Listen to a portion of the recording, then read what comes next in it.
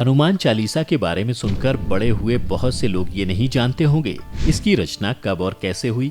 किताबों में इसका वर्णन मिलता है कि गोस्वामी तुलसीदास हनुमान चालीसा के रचयिता हैं। लेकिन आप ये शायद जानकर हैरान हो जाएंगे कि रामचरितमानस की रचना करने वाले महान संत तुलसीदास ने जेल में रहकर इसकी रचना की थी। ये कहानी उस दौर की है जब हिंदुस्तान में मुगलों का शासन हुआ करता था। मुगल बादशाह अकबर के राज में हिंदू धर्म को मानने वाले लोग खुद को महफूज नहीं समझते थे। मुगलों का राज धीरे धीरे बढ़ता ही जा रहा था।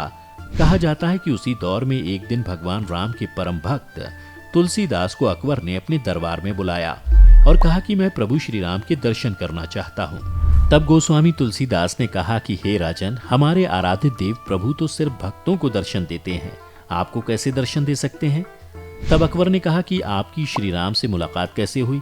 तब तुलसीदास ने कहा कि राम कथा सुनाते सुनाते मेरी मुलाकात एक दिन हनुमान जी से हुई।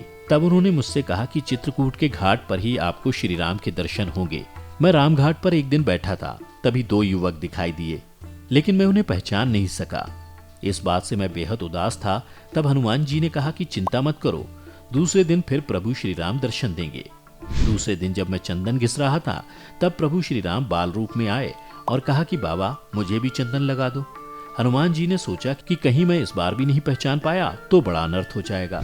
तब हनुमान जी ने तोते का रूप धारण कर एक चौपाई पढ़ी। उसके बाद प्रभु श्री राम ने मुझे तिलक लगाया और मैंने उन्हें। यही मेरी भगवत दर्शन की कहानी है। लेकिन आपको इसके लिए हिंदू धर्म अपनाकर भगवान की भक्ति करनी होगी, तभी प्रभु श्री राम के दर्शन होंगे। इतना सुनते ही मुगल शासक अकबर भड़क उठा और उसने तुलसीदास को जेल में डलवा दिया। हालांकि इतिहास की कई किताबों में इस बात का वर्णन मिलता है कि अकबर हिंदू धर्म का विरोधी नहीं था, उसे एक अच्छे शासक के रूप में दिखाया गया है। लेकिन तुलसीदास जैसे संत के साथ ऐसी घटना की कहानी उसके हिंदू विरोधी स्वभाव को दिखाती है। हालांकि तुलसीदास जैसे संत व्यक्ति को अकबर के इस व्यवहार से कोई आपत्ति नहीं हुई। वो कुछ कहने के बजाय कारागार में कैद हो गए। वहां बैठकर ही तुलसीदास हनुमान जी के गुणों का वर्णन करने लगे। जेल में बैठे बैठे ही उन्होंने भगवान हनुमान के गुणगान में 40 चौपाइयां लिख दी, जिन्हें बाद में हनुमान चालीसा कहा गया। लेकिन इसी दौरान एक ऐसी घटना हुई जिससे अकबर का दिमाग भी हिल गया। कहते हैं फतेहपुर सीकरी के कारागार में जहां तुलसीदास बंद थे, उसके आसपास अचानक बंदरों की संख्या बढ़ गई।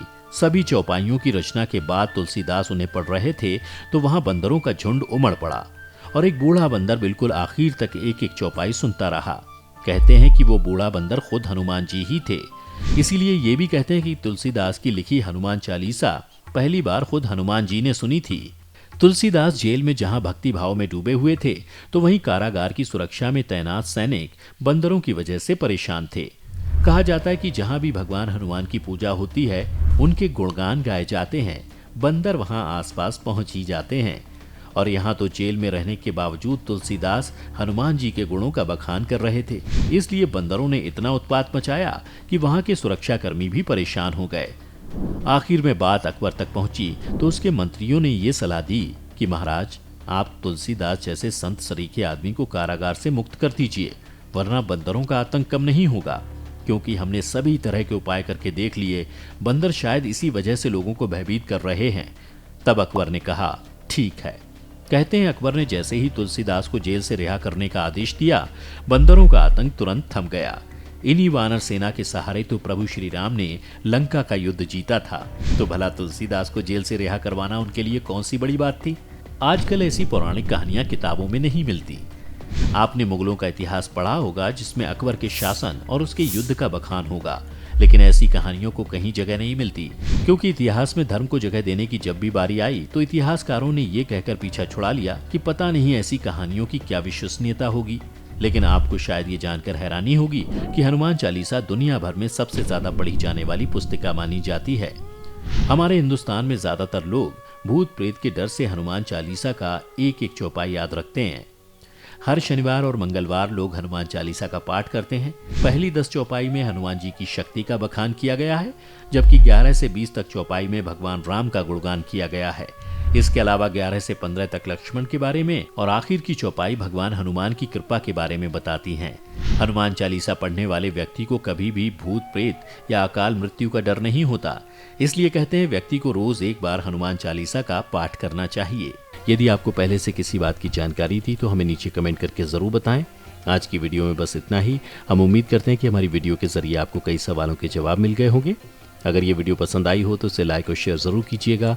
अगर आपने हमारे चैनल को सब्सक्राइब नहीं किया है तो ज़रूर करिए। इसके साथ ही मुझे दें इजाज़त। इस वीडियो को अंत तक देखने के लिए आपका बहुत बहुत शुक्रिया। और हाँ, अब आप हमारे सभी वीडियो फेसबुक पर भी देख सकते हैं, जिसके लिए आपको फेसबुक पर द डिवाइन टेल्स के पेज को लाइक और फॉलो करना होगा।